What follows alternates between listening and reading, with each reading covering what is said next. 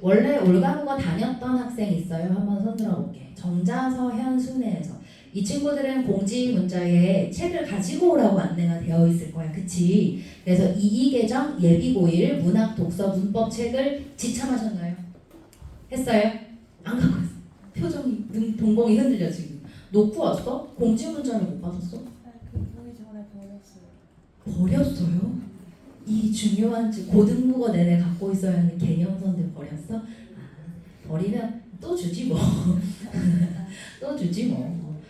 그리고 저는 올가국어에 처음 왔습니다 있을까? 처음 왔어요. 그러면 요 친구는 책을 받아야 되고, 자 그러면 지금부터 이쪽에 앞에 나가서 책을 받을 건데 쌤이 설명을 해줄게.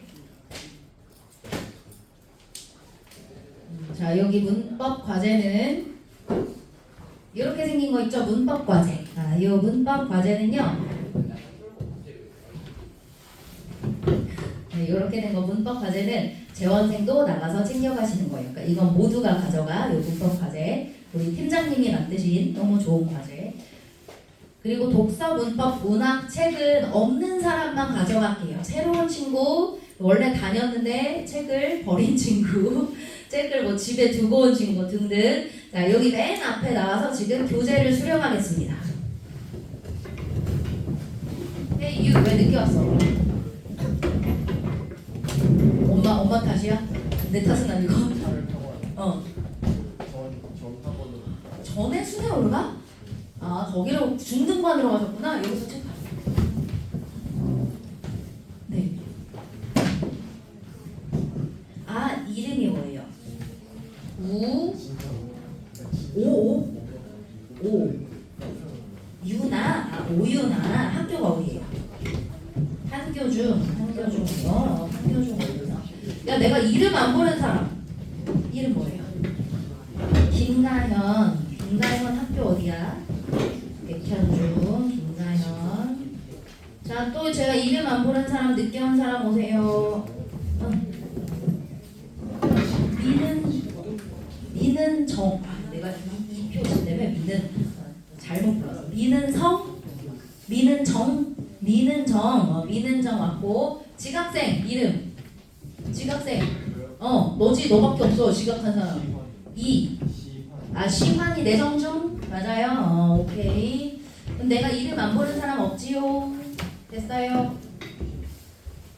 자 여기는 올프라임 반이라 원래 S반이었거나 원래 올케어 반이거나 아니면 새롭게 레벨 테스트를 봐서 1, 2등급이 나온 학생들만 들어올 수 있어. 그렇기 때문에 여기는 우리가 자리가 널널한 편이야. 일요일 10시는 자리가 없고 진짜 덥거든. 여기는 여러분이 1, 2등급을 받았기 때문에 들어온 거예요. 그래서 자리가 보시다시피 널널해. 그러니까 굳이 뒤에 앉을 필요가 없겠죠.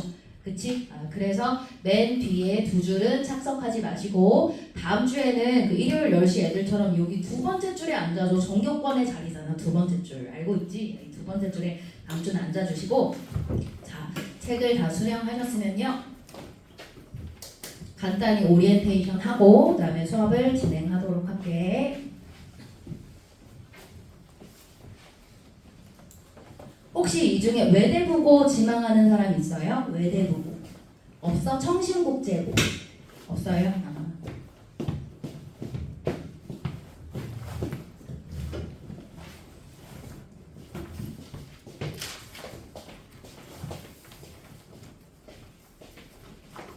저를 처음 보시죠? 제 소개를 먼저 할게요. 저는 올가국어 대치 분당 수지를 총괄하고 있는 총괄원장 김희선입니다. 반갑습니다. 네, 여기 여러분이 앉아있는 이 관 이름이 원래는 올프라임관이 아니야.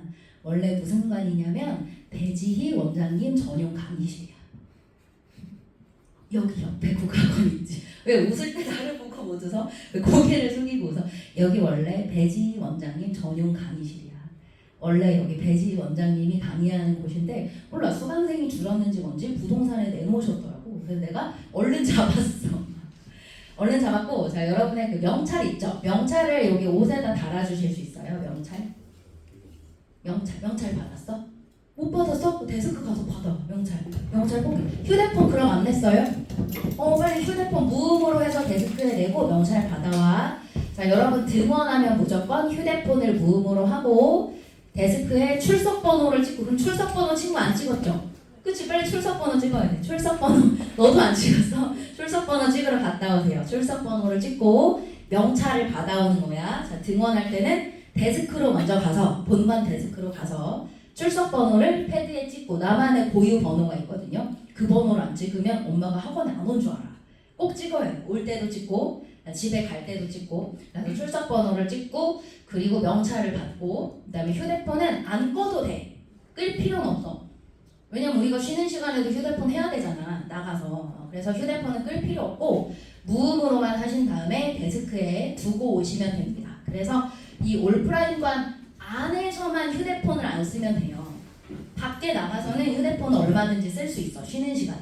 알겠지? 그래서 이 교실 안에서만 안 쓰면 되고 휴대폰은 쉬는 시간에 데스크에서 받아서 자유롭게 사용을 하시면 되고 명찰은 이 강의실 말고 밖에서 휴대폰 할 때도 꼭 명찰을 하고 있어야 돼. 알겠지? 이거는 내가 여러분의 이름을 기억 못해서 명찰을 차라는 게 아니고 내가 올해 안에 이 전층을 다 먹고 싶거든.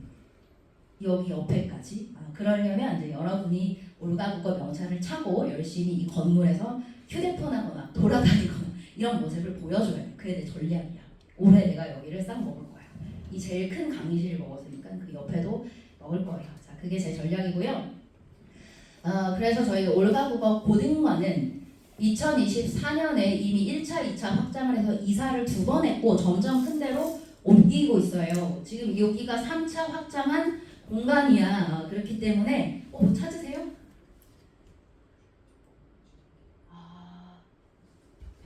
시끄러워. 알겠어. 어떡해. 괜찮아요. 배지에서 시끄럽대. 어떡하지? 너무 시끄럽다고? 이건 너무 작은데? 이 정도는 돼야 되는데. 아니 배지에서 시끄럽다고 해서 큰일 났네. 들리니? 뒤에 사람 들리니? 이 정도는 해야 되겠다. 내가 작은 애 얘기하는 거 알았나? 그래서 3차 확장을 한 장소고 이렇게 계속 확장을 거듭하는 이유는 저랑 저희 팀장님이랑 저희 고1 대표 강사 선생님이 국어를 가르치지 않기 때문이에요. 우리는 국어를 안 가르쳐. 우린 국어 시험을 가르쳐. 그래서 우리는 시험에 나오지 않는 쓸데없는 건 안 가르치고 시험에 나올 것만 가르쳐요. 여러분이 오늘 문학 독서 문법 수업을 들어보면 시험을 가르친다는 게 뭔지 알 수 있을 거야. 알겠지? 시험을 가르치는 학원이다라고 생각하시면 되겠습니다. 자, 올가국어 고등관 소개는 여기서 마무리를 하고요.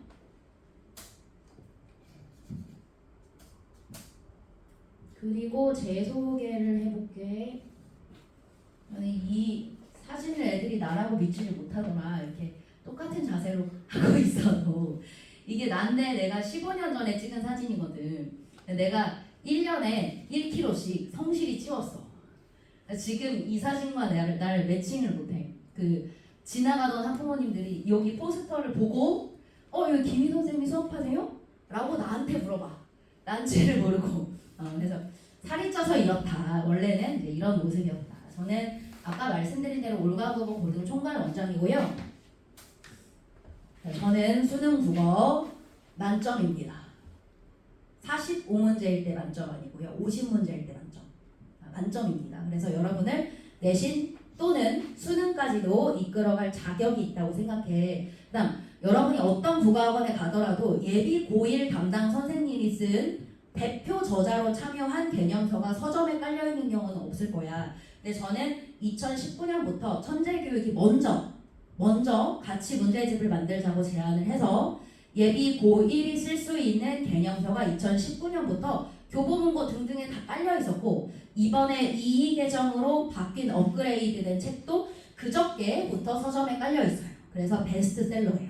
21만 부 정도 팔렸습니다. 그럼 여러분은 중3이라 모를 수도 있는데 아마 형, 누나, 오빠가 있으면 알 것 같아. 그 사설 모의고사 중에 상상국어라고 있거든. 상상국어 모의평가에서 모의평가 문제를 검토했어요. 그러니까 모의고사 문제를 검토했다 정도로 알면 되겠습니다. 자, 이렇게 제 형식적 소개를 마치고 찐 소개는 이따 2교시 때 할 거예요. 찐 소개는, 진짜 소개는 2교시 때 할 거고, 쌤은 분당에서 내신을 가르친 지 15년이 됐는데 18개교 모두에서 다 1등급을 꼽아봤어. 그래서 여러분이 어떤 학교를 지망하든 1등급으로 만들어줄 자신이 있습니다. 이런 식으로 수업을 하고요. 맨 뒤에 사람 보이니?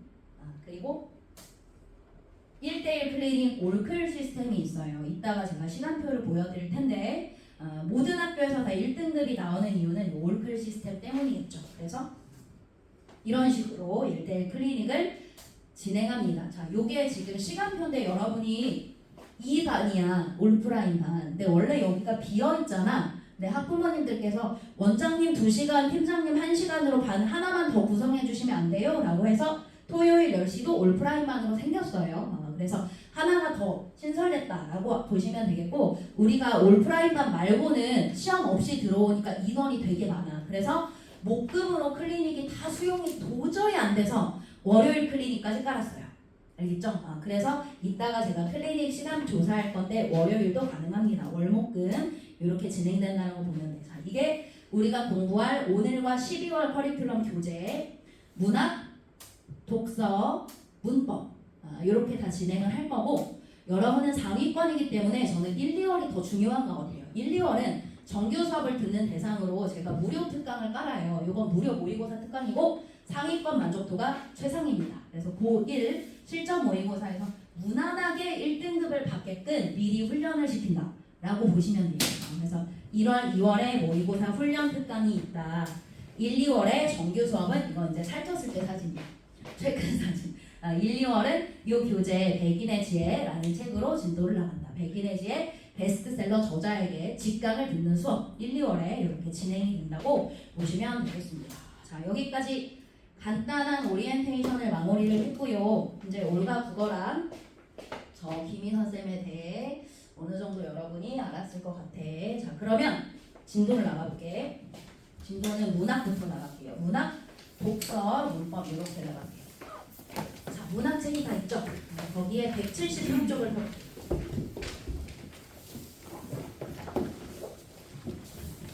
문학책이 있죠? 문학책에 173쪽을 펴볼게. 문학책에 173쪽을 펴볼게. 책이 다 있니? 네, 그 173쪽에요. 한쪽에 서술상의 시점이라고 되어 있어요. 오늘 서술상의 시점을 다 배울 거고, 그 다음 주에 이제 갈등, 그 다음 구성 이런 거 배우고, 마지막 4주차에는 고전소설을 배울 거야. 그래서 현대소설, 고전소설의 시험에 나오는 걸 싹 배운 다음에, 혹시 한솔고 1학년 여기 있어요? 한솔고 1학년. 한솔고 1학년 없어요? 여기 다 중3 맞아요? 없대요. 그래서 그 문학, 뭐 얘기했니 아까? 갑자기 까먹었어. 그래서 그 문학 때 필요한 현대소설, 고전소설을 4주 동안 배우고, 그리고 12월 27일, 28일에 다시 레벨 테스트를 볼 거거든. 미리 보는 수능 등급. 그땐 배운 것만 나와. 알겠죠? 그래서 현대소설, 고전소설 배운 것만 미수 등에 출제가 됩니다. 자, 173쪽을 펴셨죠? 그치? 거기서 한 장 더 넘겨봐. 174쪽. 174쪽. 됐어. 자, 174쪽에 보시면요. 맨 위에 여백이 있을 거예요. 서술자의 시점, 여백. 여기는 올프라인만이라 기초 개념은 안 할게. 여백에다가 원래 국어학원은 필기하러 오는 것은 아니야.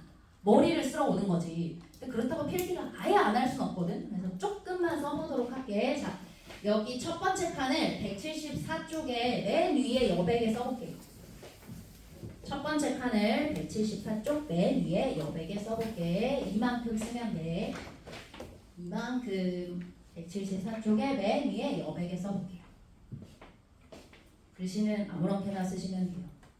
네, 나만 알아보면 됩니다. 나 말고 여러분만 알아볼 수 있으면 됩니다. 영수 영희는 서로 마라탕을 더 먹겠다고 싸웠다. 어떤 관계인지는 아직 안 나왔죠. 가족일 수도 있고 친구일 수도 있고. 마라탕을 좋아하나 봐. 너네도 마라탕 좋아하니? 전 마라탕 별로 안 좋아하거든요. 근데 좋아하는 애들은 3일 내내 먹더라. 학원 끝나고 맨날 마라탕 먹으러 가더라. 자, 그러다 식탁에 둔 성적표가 생각난다. 뭔가 좋지 않은 결과인가 봐. 누가 보면 안 되나 봐요. 부모님이 보시면 안 되나 봐. 그래서 그 순간은 손흥민보다 빠르게 집으로 달려가는 꼴이 어찌 우습지 않았으랴? 라는 건 이제 우스웠다는 거죠. 그렇지? 그래서 여기까지 써보도록 할게. 174쪽 맨 위에 여백에. 자, 썼을까? 그럼 이제 쓰면서 들어봐. 이게 실제 출제되는 소설이라면 여기서 이 이야기를 전달해주는 사람, 즉 화자, 말하는 사람, 서술자는 영수랑 영희가 아니죠. 그치? 서술자는 영수랑 영희가 아니잖아. 영수랑 영희는 누구니? 그냥 주인공, 중심인물. 서술자는 영수랑 영희가 아니야. 3인칭 서술자야. 얘네 둘이, 영수, 영희 둘이 서로 마라탕을 더 먹겠다고 싸웠대. 싸운 건 시험에 어떻게 나오냐면 갈등 상황이 있었다 이렇게 나와. 갈등 상황이 분명히 있죠. 그치? 근데 그러다 식탁에 두고 성적표라는 새로운 소재, 새로운 사건이 생각나서요. 요 갈등이 전환된 거예요. 갈등이 어디부터 전환되어 왔느냐 하면 그러다부터 전환된 거야. 알겠지? 다음 그 순간은 손흥민보다 빠르게 집으로 달려가는 꼴이 어찌 우습지 않았으랴? 여러분 여기서 문학에 약간 애매한 지점이 있어. 나도 중3 때 되게 싫어했던 건데 나는 원래 대문자 T거든. 원래 성격은 대문자 T. 그래서 내가 예전에 문학 공부할 때 이 인물이 여기서 왜 안타까워하지? 이 인물이 여기서 왜 이게 그리워서 우는 거지? 그게 약간 납득이 안 되더라고. 근데 정교한 시험에 있죠. 수능이나 아니면 여기 분당은 학분지잖아. 학분지에 되게 정교한 내신 문제를 보면 납득이 될 수밖에 없는 근거가 있어요. 출제 공식이 있어요. 그래서 그 공식을 한번 살펴보도록 할게. 자, 이 두 줄이 달리기 잘한다고 칭찬하는 거야? 아니죠. 손흥민보다 빠르다 이런 거 칭찬하는 거 아니지.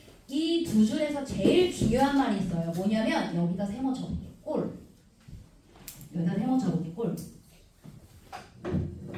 여러분은 모국어 화자기 때문에 알 거야. 한국인이기 때문에 알 거야. 봐봐. 내가 만약에 나의 최애가 있다. 나는 카리나를 너무 좋아해. 그러면 카리나가 빨리 달려갈 때 카리나가 달려가는 꼴이 이렇게 표현해?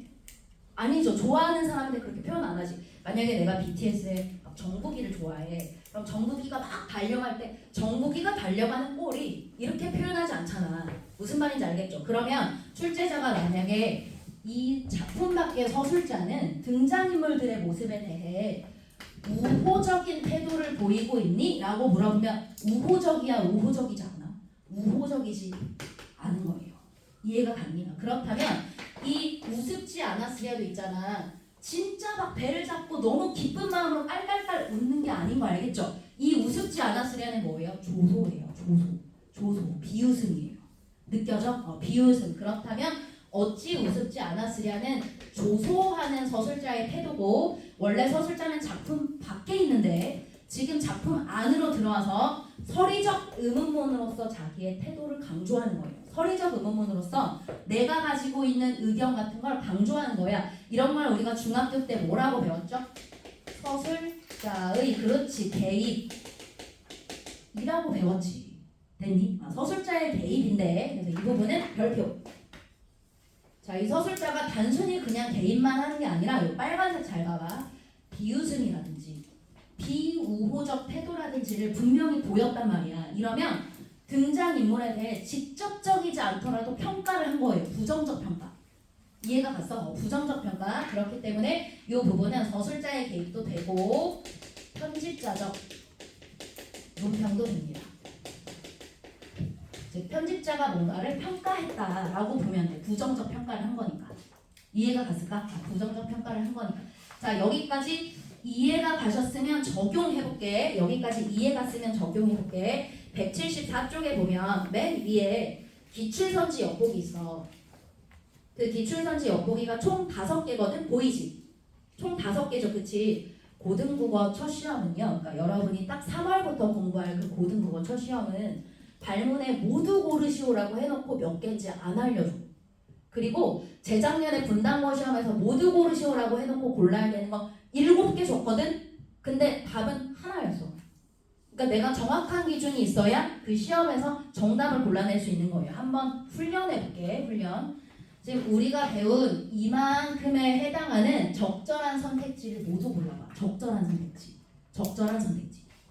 자, 지금 선지가 5개죠? 그 중에 우리가 방금 공부한 영수 영희는부터 어찌 우습지 않았으랴까지 적용했을 때 적절합니다라고 말할 수 있는 선택지를 모두 골라볼게요. 5개 중에 모두. 그러면 하나일 수도 있고 2개일 수도 있고 뭐 3개일 수도 있고 이 안에서 모두 골라볼게. 기출선지 엿보기라고 174쪽에 맨 위에 있죠? 골라보세요. 174쪽. 여기서 고르는 거야. 알겠지? 늦게 오면 안 돼. 5분 전에 착석해야 돼. 그리고 원래 뒤에서 2번째 줄까지 못 앉거든. 그 다음에 이따 쉬는 시간에 옮겨. 앞으로 옮겨.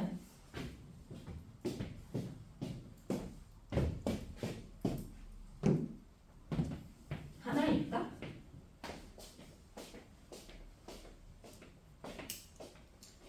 고르셨어요? 자, 골랐니? 같이 봐볼게.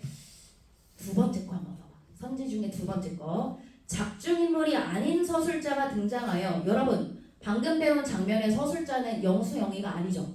그치? 그러면 작중인물이 아닌 서술자가 등장한 거 맞아. 그 다음 인물 간의 갈등이 있었어 없었어? 마라탕 더 먹겠다고 싸웠잖아. 갈등 있죠?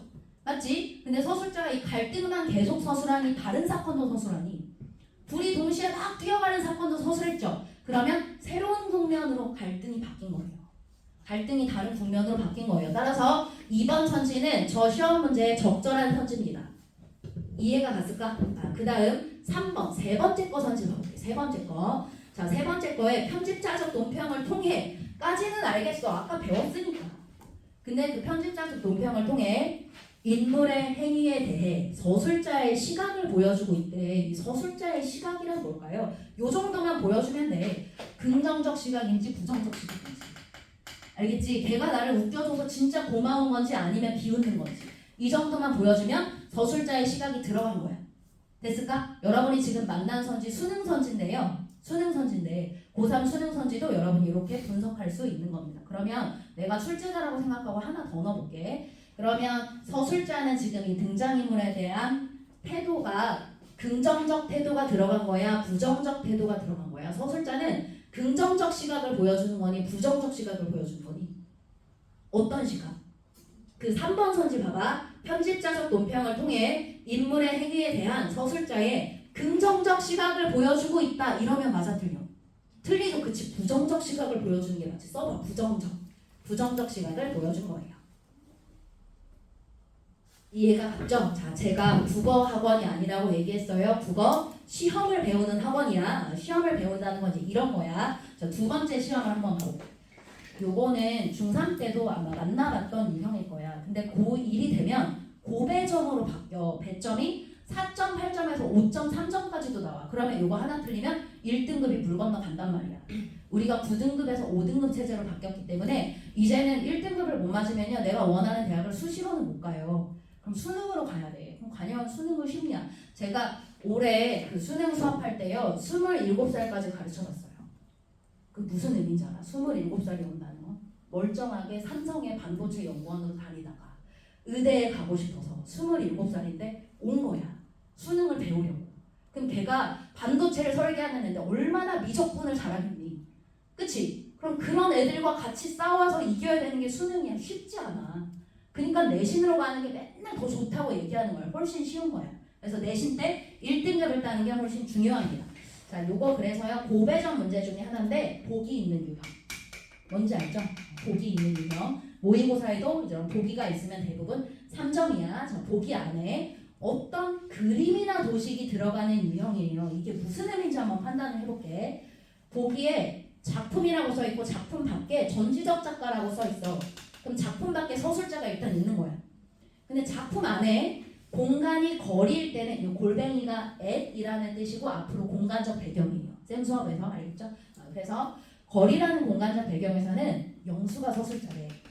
근데 공간이 이동해서 방이라는 공간적 배경에서는요 영희가 서술자래. 그럼 서술자가 여러 명인 거 알겠지? 하나, 둘, 셋 서술자 여러 명에다가 그 서술자가 장소에서 하는 말도 지금 서로 달라요. 이해가 갔어? 자, 요거를 한번 적용을 해보도록 할게. 뭐만 그릴 거냐면 저 그림만 175쪽의 아래에 그릴게요. 저 그림만 175쪽에 아래에 그려볼게. 저게 이제 어떤 그림인지 고등국어 첫 시험에 너무 잘 나오는 그림입니다. 고기가 있으면 고배점이고요. 고배점을 하나 틀리면 이제 쭈루룩 등급이 내려가는 거예요. 네, 등수가 막 20등, 30등 이렇게 내려가요. 이제 설명을 들으니 어떤 그림인지 알겠죠? 작품 안에 거리, 방 이렇게 공간적 배경이 있고 서술자는 거리에서는 영수, 방에서는 영희 그리고 작품 밖에 또 다른 전지적 작가 서술자가 있는 그림입니다. 됐어? 쌤이 여기 강의실 설계를 할 때 뒤에서도 잘 보이게 단차를 줬거든. 그래서 대학교 강의실처럼 지금 단차가 있는데 내가 뭐까지 하고 싶었냐면 이런 곡선 있지. 이렇게 알지? 이렇게 곡선 돼 있으면 저 뒤에서도 여기가 잘 보이잖아. 그리고 칠판도 이렇게 곡선으로 이렇게 하고 싶었어. 그랬더니 그럼 인테리어 업자가 1억이 추가된대. 이 곡선으로 만들면 이 단차를 할 때도 몇 천만 원이 들었거든요. 그래서 1억을 추가하기엔 좀 그래서 일단 그냥 평면이에요. 알겠죠? 그래가지고 웬만하면 중앙에 앉아 끝에 앉으면 이쪽 끝과 이쪽 끝이 잘 안 보여. 여기는 올프라임 아니라 자리가 있으니까 그래도 중앙에 앉으시면 되겠어요. 자, 여기를 한번 분석을 해볼게요. 영수가 말하는 거야. 영희는 씩씩했다. 얘가 서술 대상이야. 그치? 그 다음에 영희는 씩씩했대. 왜? 영희는 성적이 망했어요. 고1 3월 모의고사에서 5등급을 찍었어. 그랬는데도 씩씩해. 그 모습을 보니 나는 더 슬펐대. 그러면 이 서술자 영수는 서술 대상에 대해 씩씩했다라고 평가를 한 다음에 자기의 속 마음 정서를 표현한 거 알겠죠? 이렇게 이해가 갔어? 자, 그 다음 이제 얘네 둘의 관계가 나올 거야. 어떤 관계인지 봐봐. 영희가 얘기해. 오빠는 괴로워했다. 그러면 영수가 오빠인 거죠. 맞아요? 이번엔 서술 대상이 영수야. 말하는 서술자가 영이고 오빠는 괴로워했다. 오빠 왜 괴로워했냐면 오빠도 5등급을 찍었거든요. 근데 이 오빠는 어디서 찍었냐면 고1 3월 모의고사가 아니라 고1 첫 중간고사에서 5등급을 찍었어. 그럼 이게 무슨 의미니? 고1 첫 중간고사에서 5등급을 찍었다는 거. 전교 꼴찌라는 거지. 무슨 의미인지 알지? 1부터 이제 5등급이잖아. 5등급이면 꼴찌야. 자, 이렇게 오빠는 고1 중간고사에서 5등급을 맞아서 괴로워했대. 그래서 영희가 차라리 내 처지가 나았다, 불쌍했다라고 얘기해. 그러면 이 불쌍한 건 내가 불쌍한 거예요? 오빠가 불쌍한 거예요? 오빠죠. 오빠가 불쌍한 거죠. 그러면 시험 문제는 어떻게 나오냐면 작품 속 1인칭 서술자가 서술 대상에 대해 연민의 감정을 가졌다. 이렇게 나와. 연민의 정서를 가졌다. 연민의 감정을 가졌다. 이렇게 나와. 이해가 갔을까? 그 다음 여러분이 헷갈리면 안 되는 거. 여기도 나라는 말 있고요. 여기도 나라는 말 있죠. 이 나가 둘이 같은 나예요? 다른 나? 그렇지. 다른 나야. 알겠지? 이 나는 누구야? 영수. 그다음 이 나는 누구야? 영희. 이해가 갔어? 요게 시험이야. 저게 1대1 대응이 되셔야 되는 거야. 자, 저 장면 이해 갔어요? 됐어? 자, 이해했으니까 적용해볼게. 똑같이 174쪽에 기출선지 엿보기가 있어요. 맨 위에 5개. 그 중에 저 장면에 해당하는 거 모두 골라볼게요. 저 장면에 해당하는 거 똑같이 모두 골라. 기출선지 엿보기에서 선택지 5개 있죠? 그 중에 저 장면에 해당하는 거 모두 골라볼게. 저 장면에 해당하는 거 모두 골라볼게. 하나일 수도 있고요. 4개일 수도 있고요.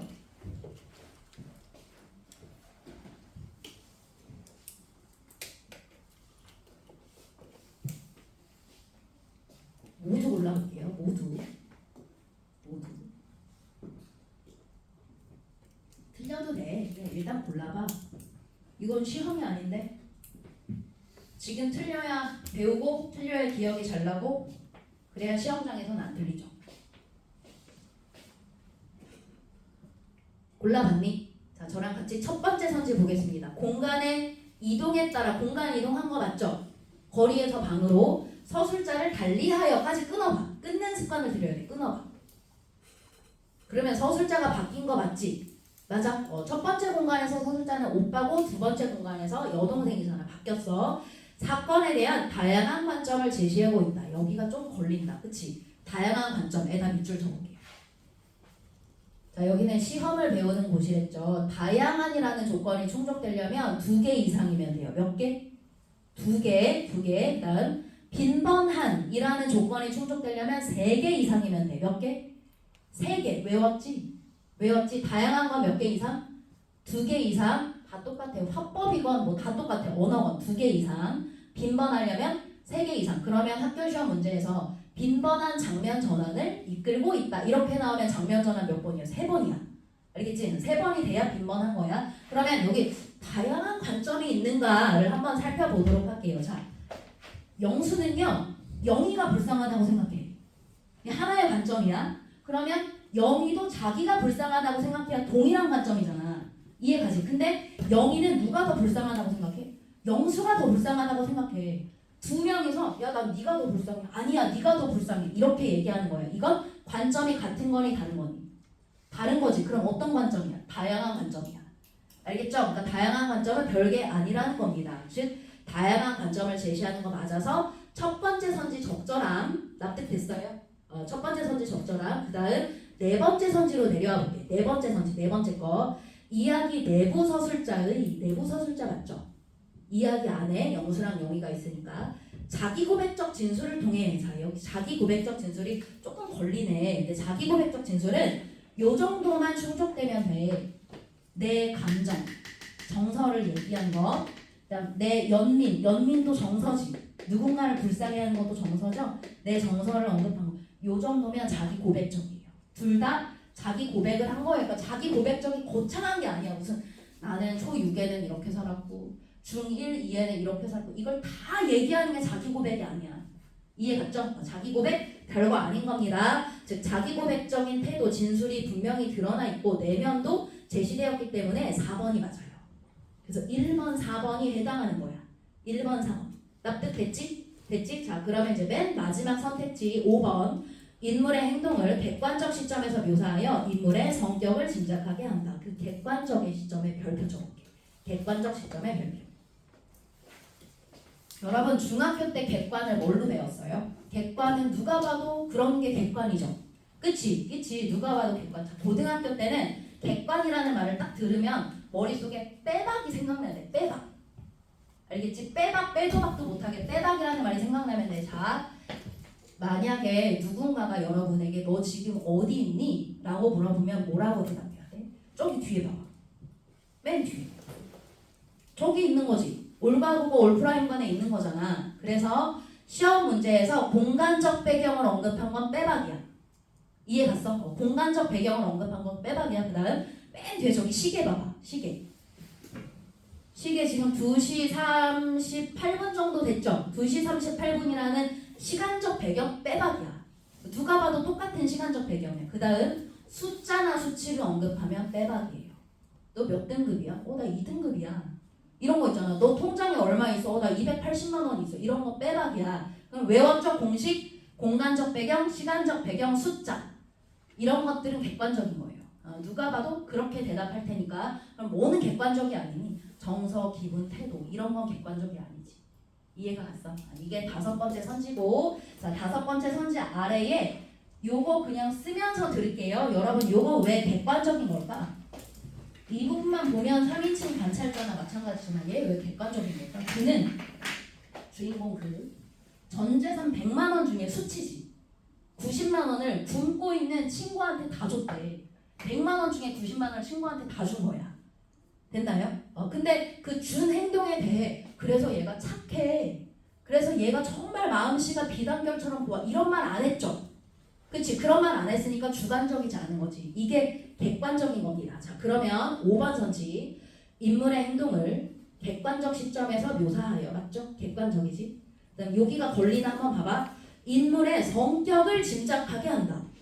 성격을 직접 제시하였다라고 안 써있잖아. 성격을 짐작하게 한다라고 써있어. 여러분이 봤을 때 이 장면 보면요, 저 그라는 애의 성격이 어떤 것 같아? 골라봐. 얘가 이기적이니 이타적이니 어때? 이타적이지, 그쵸? 그럼 얘가 이기적이야 아니면 희생적이야? 얘 이기적이야 희생적이야? 희생적이죠. 이렇게 대답할 수 있으면요 짐작할 수 있는 거예요. 이해 갔어? 이게 직접적으로 나오려면 그는 희생적이다 이렇게 서술자가 얘기해 주는 거고, 그냥 이 장면만 줬을 때는 독자인 우리가 추측하는 겁니다. 그래서 인물의 성격을 짐작하게 한다까지 적절해. 이해가 갔지? 자, 내가 가르고 싶다, 내가 가르치고 싶은 거 끝. 요 5개가 끝인데 교재가 아직 많이 남았죠? 요건 그냥 중등 개념 복습입니다. 형식적인 거야. 틀려도 돼. 그러니까 진짜 중요한 거 어차피 다 배웠어. 자, 174쪽에 보면 빈칸이 있어요. 보이시죠? 그 빈칸 중학교 때 배웠던 개념이거든. 문맥에 맞게 빈칸을 채워볼게. 이거 그냥 복습이에요. 문맥에 맞게 빈칸을 채워볼게요. 자, 시간은 2분 드리겠습니다. 2분 동안 채워볼게요. 시작.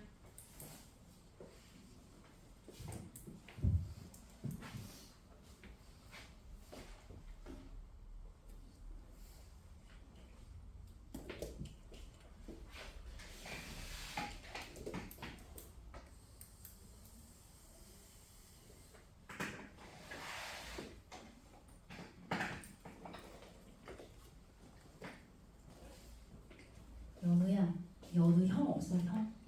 아 그래? 너 첫째야? 아 내가 재작년에 가르친 학생이랑 너무 눈썹이 비슷해가지고.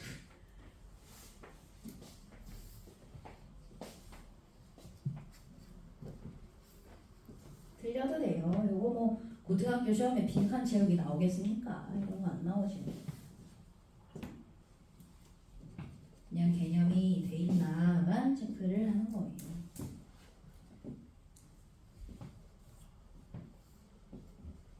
틀려도 돼요. 어차피 제가 다 교정을 해드릴 거예요. 그냥 틀려도 되니까 써봐봐. 이런 거 배웠었지. 중학교 때 하면서 써봐봐. 학교에서 배운 거니까.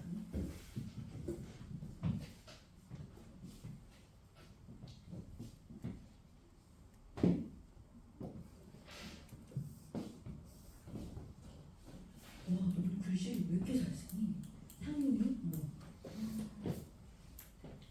야, 너 소예학원 다니니? 너처럼 잘 쓰려면 어떻게 하냐? 이야, 진짜 잘 쓴다.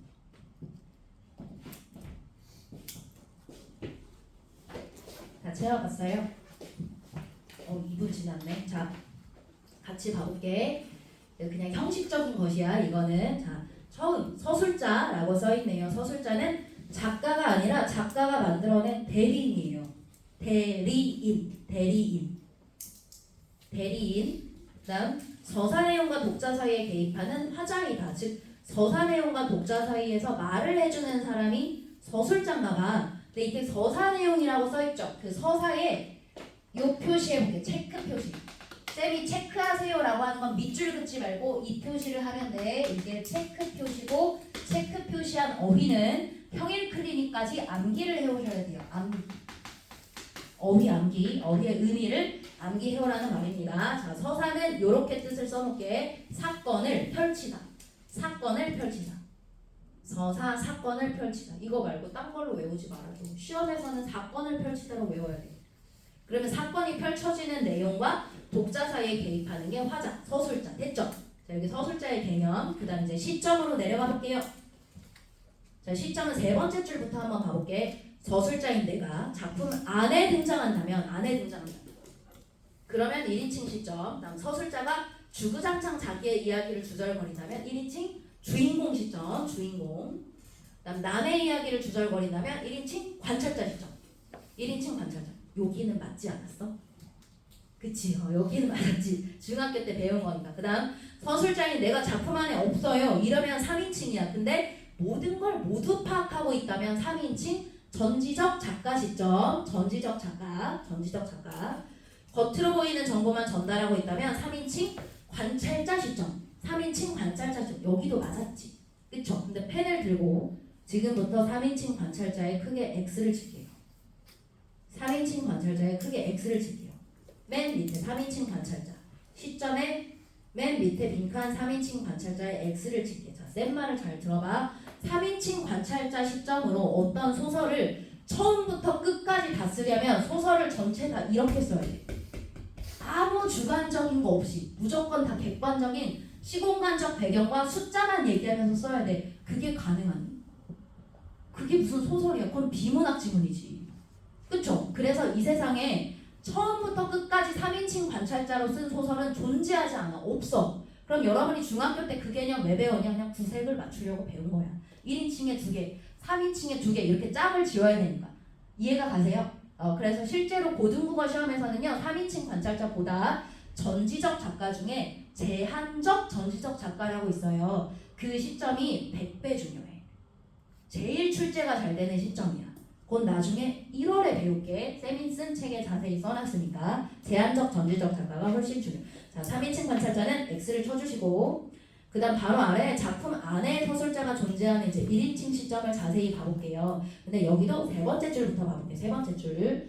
자, 만약 1인칭 주인공일 때 독자는 주인공이 보고 느낀 것만을 알게 되고 여기다 별표.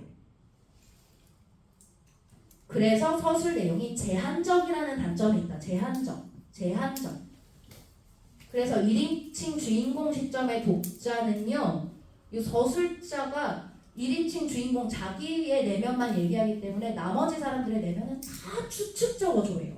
전부 다 추측하는 거야. 그 다음 맨 밑에 줄 봐볼래? 만약 1인칭 관찰자 시점이라면 독자가 자 여기도 밑줄 주인공의 심리나 성격을 명확히 파악할 수가 없어요. 1인칭 관찰자야.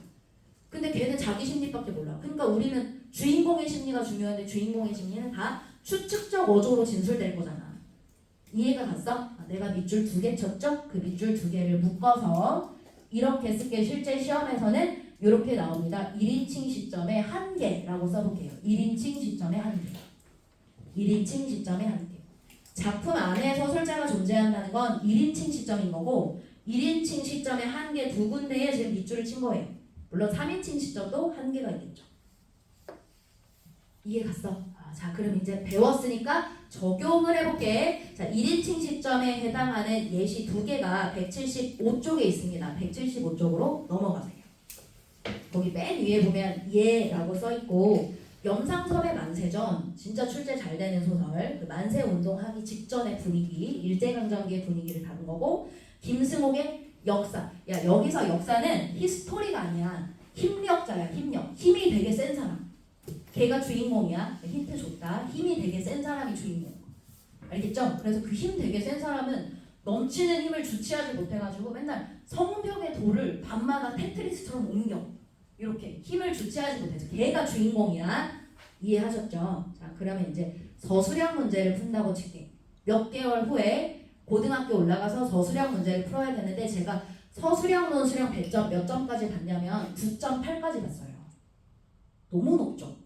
한 문제가 9.8이야. 물론 조건이 기억, 니은, 디귿, 리을, 비읍 이렇게 많지만 그래서 9.8까지 봤어. 서술형은 고등학교 선생님께서 키워드 채점이라는 걸 하시거든. 키워드가 들어가야 점수를 얻어. 무슨 말인지 대강 알지? 자, 키워드에 맞게 한번 써보도록 할게. 지금부터 염상섭의 만세전이 왜 1인칭 주인공 시점인지, 그다음 김승옥의 역사의 이 부분은 왜 1인칭 관찰자 시점인지 이유를 서술해볼게요. 이유를 서술해볼게요. 근데 그 이유는 지문에서 찾으면 돼요. 지문에서 이유를 찾아서 만세전의 이 부분은 왜 1인칭 주인공이고 역사의 이 부분은 왜 1인칭 관찰자인지 이유를 찾아서 써볼게요. 이유를 찾아서 써볼게.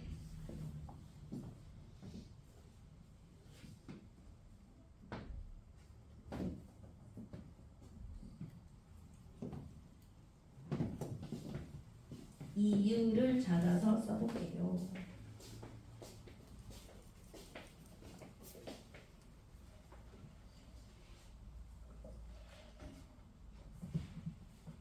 어떻게 써야 될까? 이유가 지문에 있는데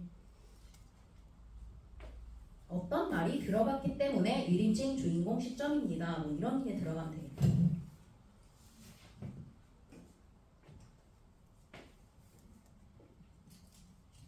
자, 써봤니? 같이 가볼게. 영상섭의 만세전부터. 자, 나는 나가 서술자겠죠? 좀 더 들으려고 일부러 머뭇머뭇하며 앉으려니까 여기서 일부러의 밑줄.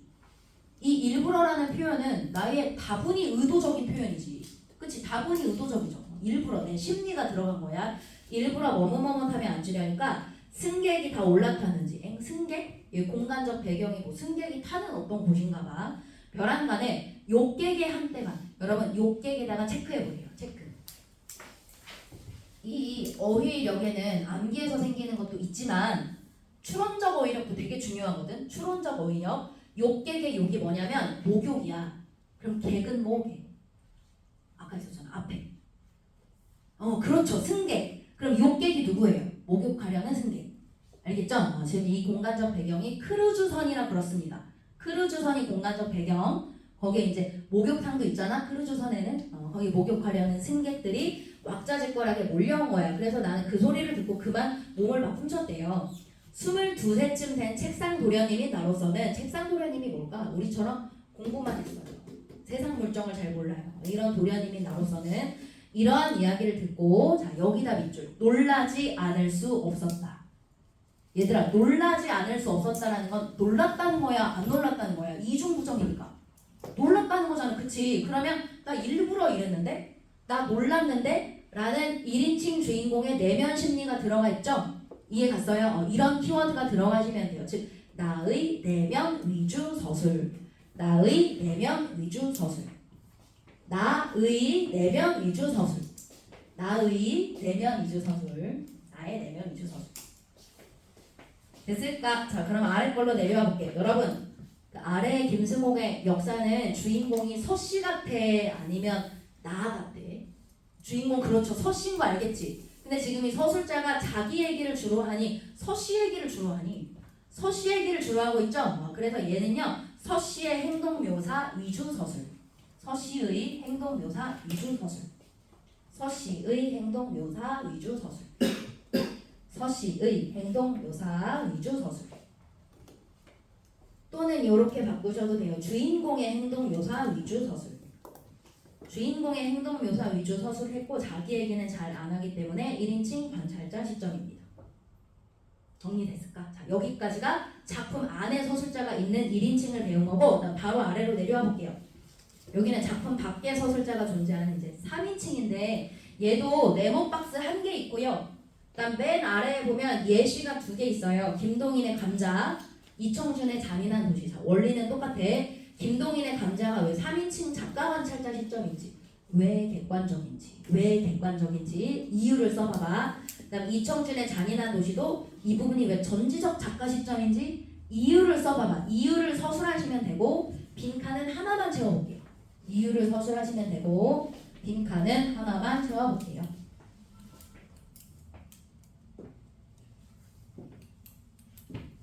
이유를 서술해볼게. 이유는 어차피 그 예시 안에 있겠죠? 그치?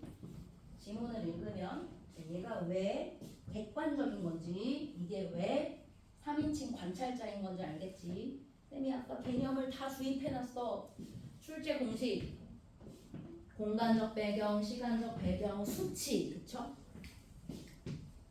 시공간적 배경, 수치 이런 것만 언급하고 정서 같은 거 언급 안 하면 태도 같은 거 언급 안 하면 그럼 객관적입니다.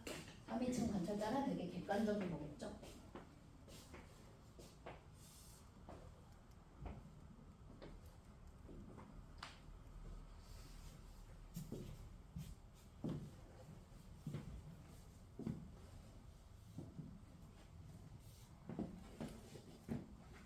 학교 서술형이라고 생각하고 써보세요.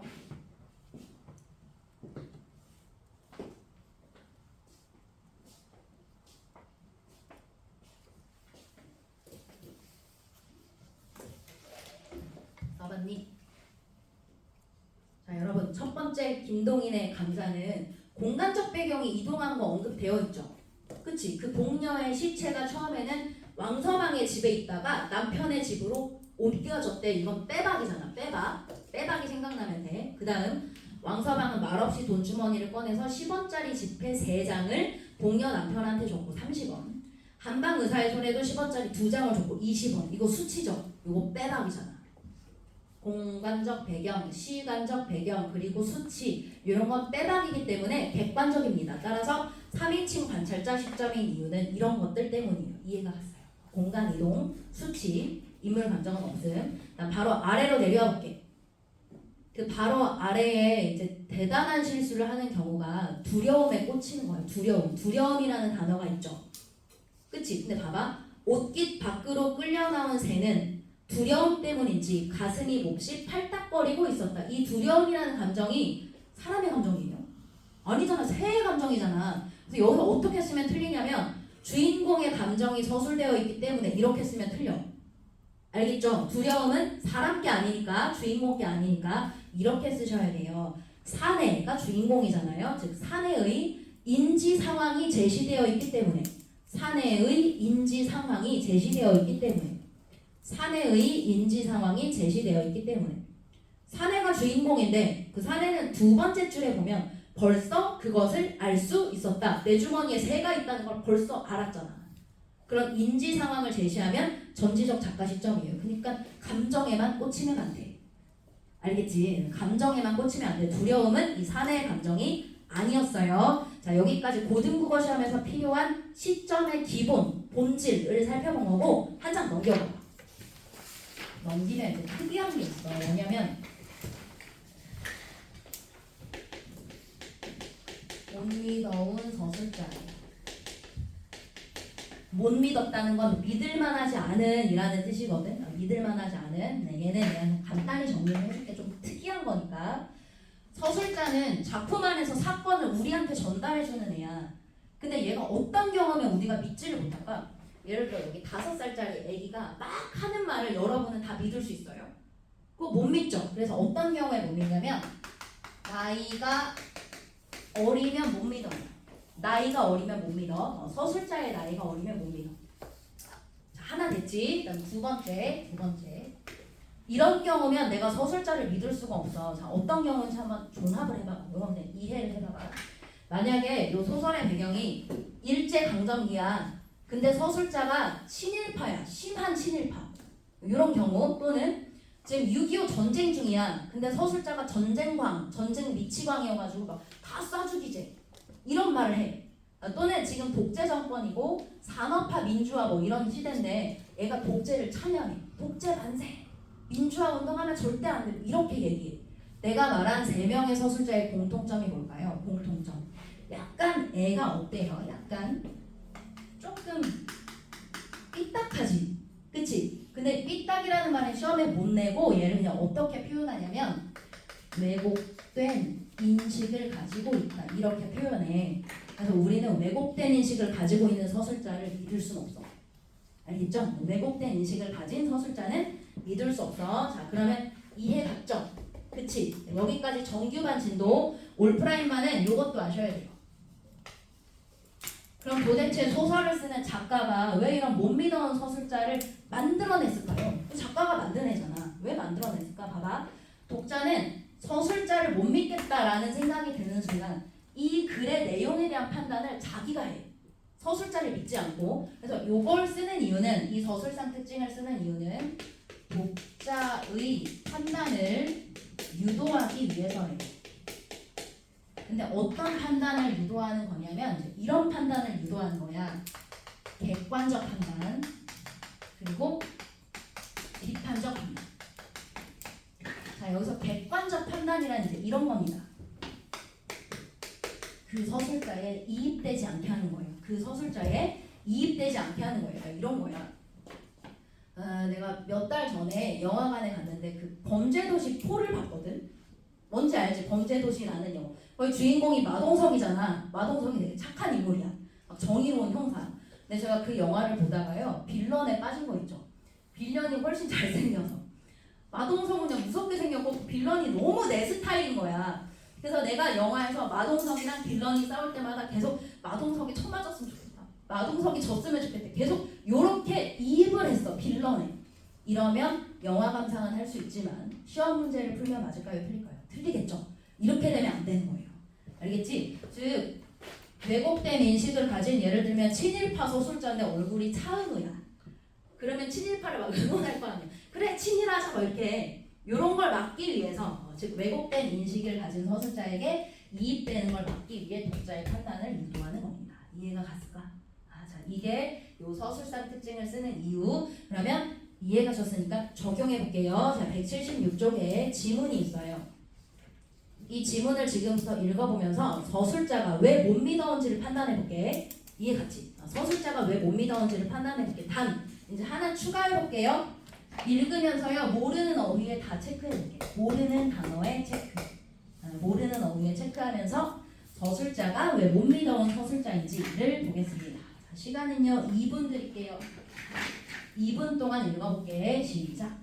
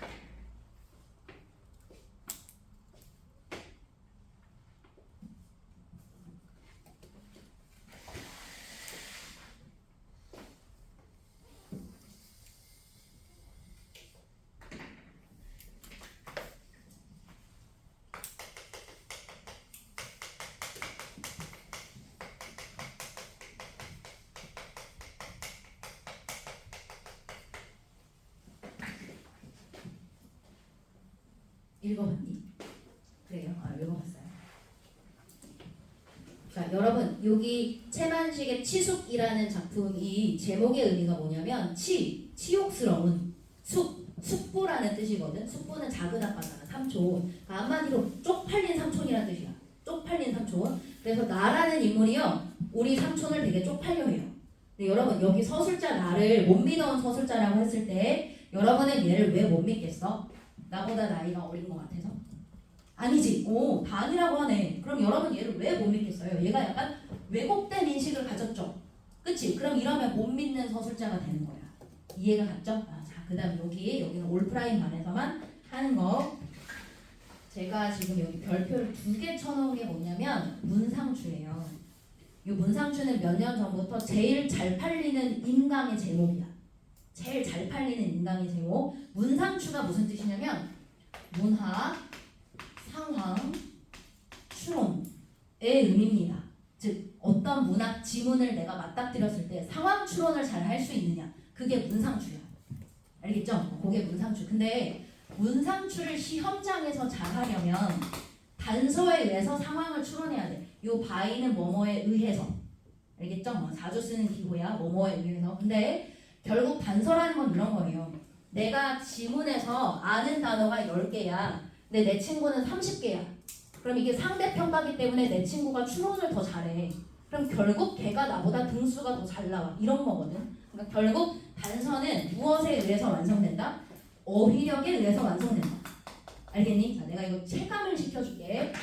여러분이 그 체크한 여러 가지 어휘가 있잖아요. 그 중에 다이쇼가 뭐냐면 주인이란 뜻이에요.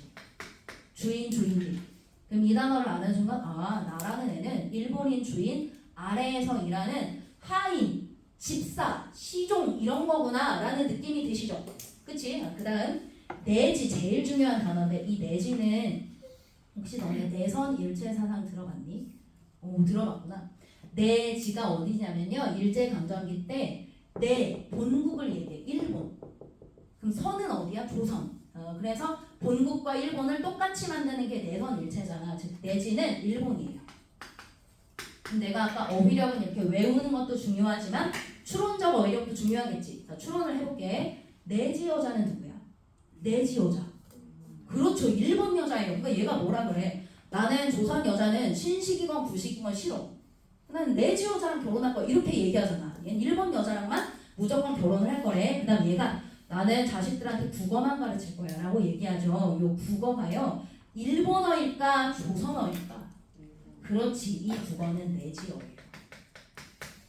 알겠어? 요 국어는 일본어를 얘기하는 거야 지금. 일본어. 그다음에 시바는 사투리 같은 건데 지금이라는 뜻이고 요 맥락상 중요합니다. 이 사회주의는 그냥 사전적 의미로 봤을 때는 공산주의 뭐 이런 거거든. 여기선 그런 의미로 쓰인 게 아니라 봐봐. 여기서의 사회주의는 현재 체제에 저항한다. 뭔가 나는 이게 마음에 안 들어서 혁명하고 싶어, 바꾸고 싶어 이런 의미로 쓰인 거야. 여기서 머리를 한 번만 써봐. 지금 일제강점기야. 그럼 일본이 체제지. 그쵸? 그 일제강점기에 혁명을 하고 싶어. 이 체제를 저항해서 뭔가 전복을 시키고 싶어. 이게 무슨 운동이에요? 그렇죠. 이게 독립운동이에요. 알겠지? 그래서 이 나라는 애가 나는 독립운동 하는 애들 극혐. 도대체 독립운동 왜 하는지 모르겠어. 멍청한 애들이나 독립운동 하는 거지. 이렇게 얘기하는 거야. 그래서 자기 삼촌이 독립운동을 하니까 치욕스럽다고 생각하는 거야. 싹 정리가 됐지. 자, 여러분이 이 정도의 어휘를 알면 문상추가 시험장에서 되게 빨리 돼. 그럼 나는 빨리빨리 문제를 풀고 3점짜리 어려운 거 있죠? 그런 걸 천천히 풀 수 있어. 요래야 만점이 나오는 거야. 이해가 갑니까? 자, 이렇게 시간을 분배하시면 되겠습니다. 자, 여기까지 문학 진도 끝. 과제 부여할게요. 177쪽. 과제야, 과제. 177쪽 과제. 근데 여기 올프라인반이니까 제가 추가를 하나만 할게요. 그 177쪽에 2번 문제 보면 서술의 시점과 사건의 시점이 일치하는지 서술하시오라고 써있죠. 서술 시점 밑에 이렇게 써줄게. 서술 주체 라는 말 하나 추가. 그 다음 사건의 시점이라고 써있죠. 사건의 시점 밑에 요만 하나 써볼게. 사건 인지 주체. 그러니까 결국 이 문제는 서술 주체, 서술자랑 이 벌어지는 사건을 인식하는 주체, 즉 감각적으로 내가 느끼는 주체, 등장인물이랑 똑같니? 이렇게 물어보는 거야. 별거 아니지. 서술자랑 등장인물이랑 똑같은 거니? 결국에 이렇게 물어보는 거예요. 왜 자꾸 저런 어려운 말을 만들까? 저거 사실 고3 평가원 모의고사 6월에 나온 거거든. 수능을 출제하는 기관 평가원에서 만든 말. 저 말이 나오자마자 전국에 있는 학교 선생님들이 선지의 모습을 바꾸기 시작했어요. 다 요즘에 저렇게 내. 저렇게 내면 애들이 죄다 틀리거든.